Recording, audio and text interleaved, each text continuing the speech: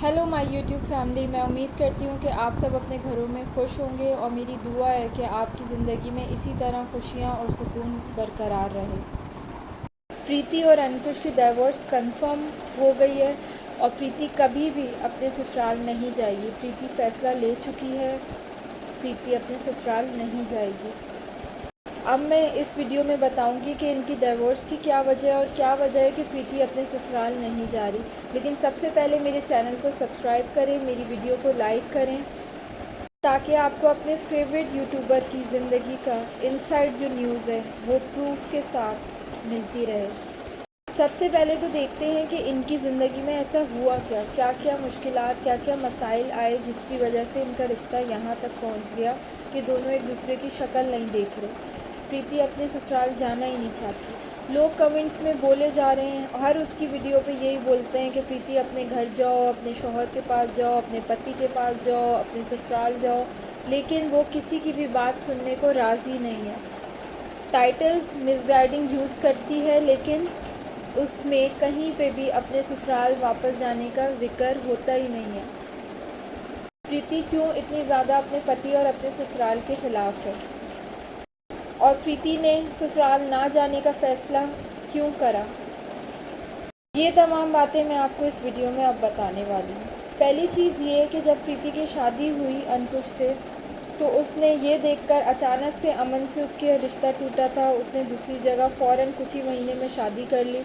तो उसने ये देखा कि अंकुश उस टाइम पे अपनी माँ और अपनी बहन की बुराइयां करता था कि मैं इन लोगों से परेशान हूँ, ये है, वो है, यूँ है, ऐसा है। तो प्रीति ने उससे शादी इसलिए की थी कि जिस तरह भारत प्रियंका के साथ अलग रह रहा है अपने घर वालों को छोड़ के और अपने घर वालों से इतना नहीं मिलता, तो कल को प्रीति को ये लगा था कि वो शादी करने के बाद अंकुश को भी अलग करके अलग रहेगी और वो उसके घर वालों के साथ नहीं रहेगी क्योंकि अंकुश अपने घर वालों की इतनी ज़्यादा बुराई करता था। प्रीति को अंदाज़ा भी नहीं था कि अंकुश की शादी के बाद अपने घर वालों के साथ तमाम मामलात, रिश्ते सब सही हो जाएंगे और वो अपने ससुराल में फंस जाएगी, ससुराल में रहने को मजबूर हो जाएगी।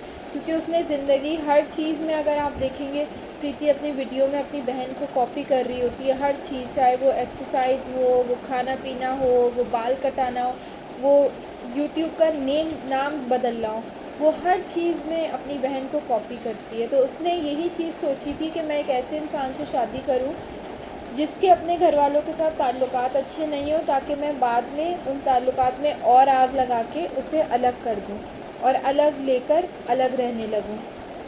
तो शादी के बाद हुआ कुछ यूँ कि अंकुश की अपने घर वालों के साथ अच्छी बनने लगी और आपस में उन दोनों की नहीं बनी, और प्रीति की अंकुश की माँ और बहन के साथ मिजाज नहीं बने। लेकिन सवाल ये है कि क्या ये इतनी बड़ी बातें हैं?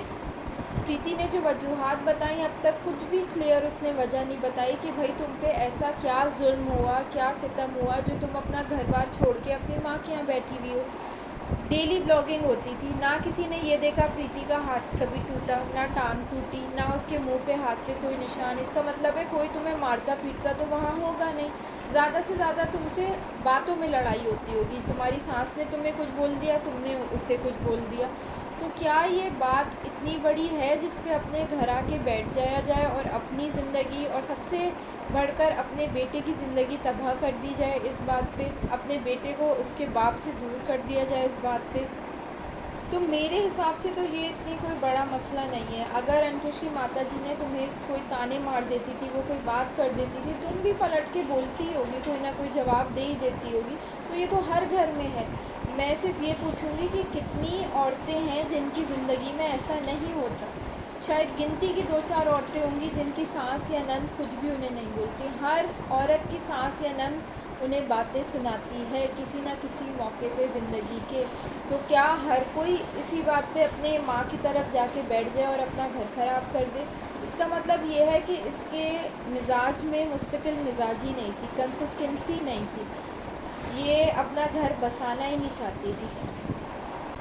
अच्छा, अब बात आती है कि तुम अपना घर वहाँ पे नहीं बसाना चाहती, तुम रहना ही नहीं चाहती। तो फिर दूसरी बात ये आती है कि मैं ये बोलती थी कि अंकुश को खर्चा देना चाहिए अपने बेटे का, लेकिन अब जब रिसेंट ब्लॉग्स में उसने खुद बुलाया है प्रीति को कि भाई तुम वापस आ जाओ, और एक औरत अपना घर नहीं बसाना चाहती वो अपने बेटे को उसके बाप से नहीं मिलने दे रही, तो फिर किस बात का खर्चा?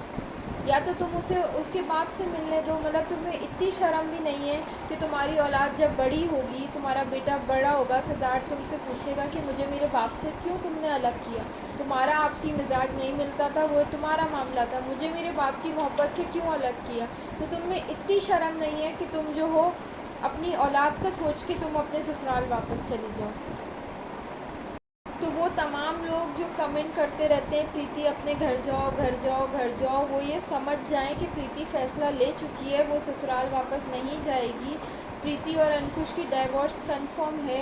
ये सिर्फ जो मामला है ये लंबा इसलिए खींच रहे हैं क्योंकि ये लोग कोर्ट में अपना वक्त ज़ाया नहीं करना चाहते। सिर्फ वीडियोज़ में अपने टाइटल्स लगाते रहो, बातें करते रहो, एक दूसरे के ख़िलाफ़ करते रहो और व्यूज़ बटोरते रहो, न्यूज़ में रहते रहो। इसलिए ये लोग दोनों कोर्ट का रुख नहीं कर रहे हैं क्योंकि इसकी वजह से इन्हें व्यूज़ मिल रहे हैं। और प्रीति का जो घमंड है वो उसे इस तबाही के धाने पे ले गया है कि उसकी शक्ल पे फिटकार आ रही होती है, उसकी शक्ल, उसके हवास अपने काबू में नहीं है, वो क्या बोल रही होती है उसे खुद नहीं पता। बस अपने हर ब्लॉग में एक नई बकवास वो करते करते करते करते अपना ब्लॉग चला रही है, बातें वो कर रही है, वो अपनी माँ के यहाँ बैठी हुई है। उसको ये होश नहीं है कि उसने अपने आप को तबाह कर लिया। अपने ससुराल में बैठी होती थी इज़्ज़त के साथ तो एक तमीज़ की औरत लगती थी, एक शरीफ औरत लगती थी, उसके होशो हवास उसके काबू में थे, लेकिन उसको कोई फ़र्क नहीं पड़ता। आप मेरी बात से कहाँ तक एग्री करते हो मुझे कमेंट सेक्शन में ज़रूर बताइएगा आप लोग, और मेरी वीडियो को लाइक करें, मेरे चैनल को सब्सक्राइब करें।